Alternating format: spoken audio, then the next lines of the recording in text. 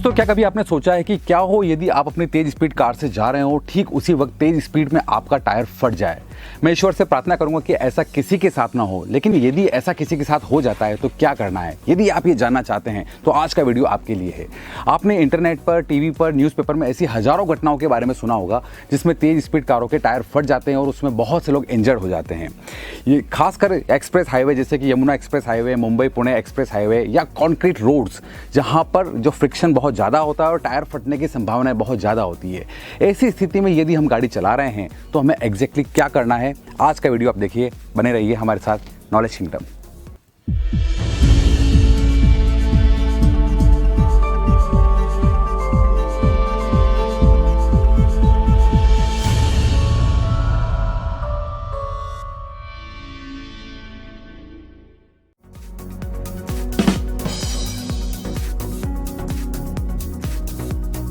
दोस्तों, बहुत ही आसान है मेरे लिए कहना और आपके लिए उतना ही मुश्किल है उसको करना, क्योंकि जब ये सब सिचुएशन आपके सामने होगी तब होंगे आपके पास कुछ चंद सेकंड, 2 से 3 सेकंड में आपको अपना निर्णय लेना है और हो सकता है शायद इतना समय भी ना हो। तो कुछ बातों का आप विशेष रूप से ध्यान रखें ताकि आपको ऐसी स्थिति का सामना कभी ना करना पड़े। सबसे पहली जो इंपॉर्टेंट जो सिचुएशन है वो ये है कि बहुत से लोग जब लॉन्ग ड्राइव करते हैं, जब लंबे रूट पर हम गाड़ी चलाते हैं तो हम 2 हाथ की बजाय 1 हाथ से स्टीयरिंग पकड़कर गाड़ी चलाना शुरू कर देते हैं। आप विशेष रूप से इस बात का ध्यान रखें कि जब आप कंक्रीट हाईवे पे हो या जब एक्सप्रेस हाईवे पे तेज स्पीड से गाड़ी चल रही हो अबव 100, तब आप कभी भी आप अपने 1 हाथ से गाड़ी ना चलाएं, क्योंकि जब आप 1 हाथ से गाड़ी चलाते हैं तो आप लेस कंट्रोल सिचुएशन में होते हैं और इसी वक्त कुछ फ्रिक्शन ऑफ सेकंड में यदि आपका टायर बस्ट हो जाता है तो आप अपनी गाड़ी को संभाल नहीं पाएंगे और आपकी गाड़ी इमीडिएटली अनकंट्रोल होकर पलटी खा सकती है। तो इस बात का आप ध्यान रखें कि जब भी ड्राइव करें, एक्सप्रेस हाईवे हो या कॉन्क्रीट हाईवे, आप दोनों हाथों से मजबूती से अपने स्टीयरिंग को पकड़ कर रखें। उसके बाद जब आप सिटी राइड करें तो चाहे फिर भी आप 1 हाथ से राइड कर सकते हैं, लेकिन इस वक्त नहीं।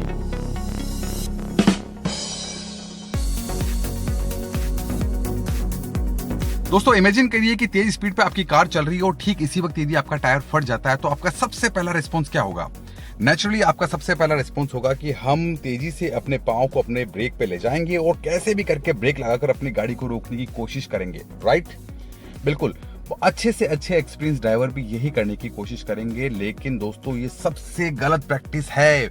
बिल्कुल याद रखें, आपको इस वक्त ब्रेक नहीं लगाने हैं इस तरीके से, क्योंकि होता क्या है बेसिकली जब गाड़ी तेज स्पीड पे चल रही होती है तो जो गाड़ी का पुलिंग फोर्स है वो सामने वाले डायरेक्शन में होता है। तेज स्पीड से जब गाड़ी चल रही होती है तो सामने की तरफ जब जो डायरेक्शन में होता है वो पूरा सामने की तरफ से पुल कर रहा होता है, और जैसे ही कोई टायर, जिस तरफ का भी टायर बस्ट होता है, बस्ट होते ही गाड़ी का जो पुलिंग फोर्स है वो डाइवर्ट होकर उस तरफ होना शुरू हो जाता है।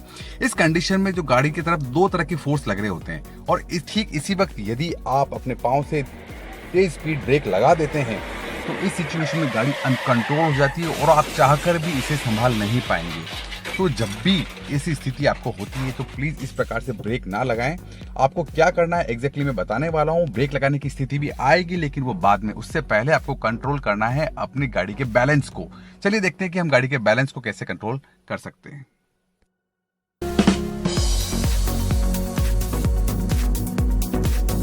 एक सिचुएशन ये होती है कि आप बहुत तेज स्पीड से चल रहे हैं और ठीक इसी वक्त आपके आगे वाले टायर्स में से कोई भी एक टायर बस्ट हो गया है।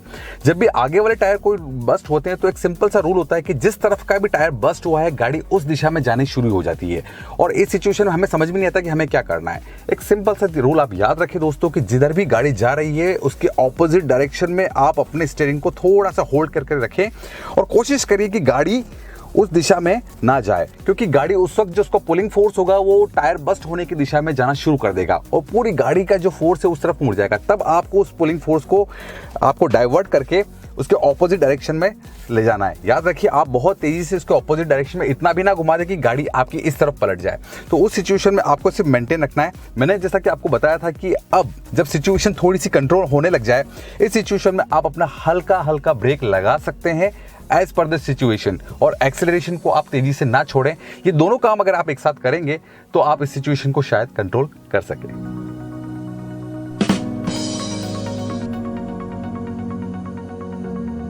तो एक और सिचुएशन को इमेजिन करते हैं कि आपकी कार बहुत तेज स्पीड पर चल रही है और ठीक इसी वक्त यदि आपका टायर बस्ट हो जाता है और गाड़ी अनकंट्रोल होना शुरू हो गई है, तो आप इस बात को हमेशा याद रखें कि कभी भी आपको अपने एक्सेलरेशन से पाँव तेजी से नहीं हटाना है। यदि आप बहुत तेजी से अपने एक्सीलरेटर से पाँव हटा देते हैं तो अचानक गाड़ी का जो इंजन ब्रेकिंग सिस्टम है वो फेल हो जाएगा और पूरी गाड़ी अनबैलेंस होकर पलटी खा सकती है। इस सिचुएशन में आप याद रखें कि आप कुछ भी हो जाए, आपको अपने एक्सेलरेशन की जो स्पीड है वो धीरे धीरे पाँव हटाना है। और इस सिचुएशन में इसके लिए आपको 2-3 सेकंड मिल सकते हैं और इस सिचुएशन को आप प्रैक्टिस करें। देखिए मैं पहले भी कह चुका हूं कि बड़ा आसान है मेरे लिए कहना और उतना ही मुश्किल है आपके लिए करना उस क्रिटिकल सिचुएशन में। लेकिन यदि आप इसकी प्रैक्टिस करते हैं तो एक मेंटल सेट आपका बनेगा और उस क्रिटिकल सिचुएशन में शायद आप अपने आप को बचा पाएं।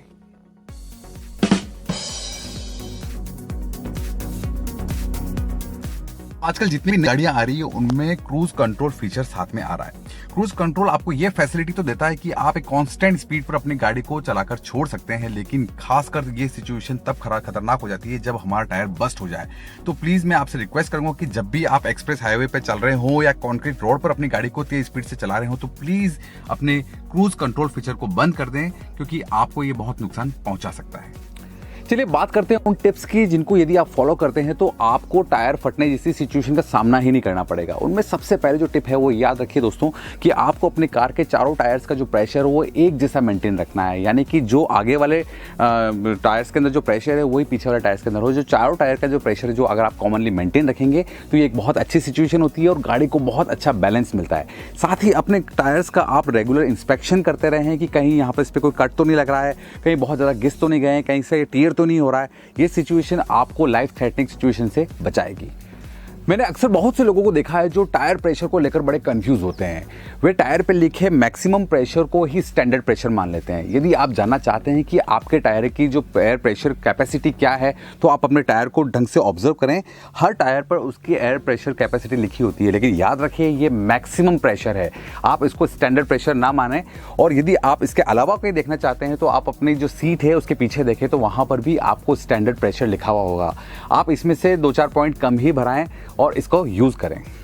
हमारी अगली टिप रिलेटेड है टायर्स में नाइट्रोजन गैस भरने से रिलेटेड। यदि आप अपने टायर्स में नाइट्रोजन गैस भरते हैं तो आपको लॉन्ग रन में आपके टायर जल्दी गर्म नहीं होते हैं और प्रैक्टिकली ये प्रूव हुआ है कि नाइट्रोजन गैस आपके टायर्स को ठंडा रखती है। तो आप इस गैस का यूज़ कर सकते हैं। किसी भी सिचुएशन में अपने व्हीकल को ओवरलोड ना चलाएं। देखिए हम अपनी कारों को छोड़ दें तो जितने भी ट्रांसपोर्ट व्हीकल है वो अक्सर ओवरलोड चलते हैं और ओवरलोड चलने की सिचुएशन में जब कॉन्क्रीट रोड्स पर उनका जो फ्रिक्शन होता है उसमें टायर बस्ट होने के चांसेस बहुत ज़्यादा होते हैं। तो यदि आपके पास कोई ट्रांसपोर्ट व्हीकल है और वह ओवरलोड चल रहा है तो प्लीज़ प्लीज़ प्लीज़ इस प्रैक्टिस को आज ही बंद कर दीजिए और उसे रेकमेंडेड लोड पर ही उसे चलाएं।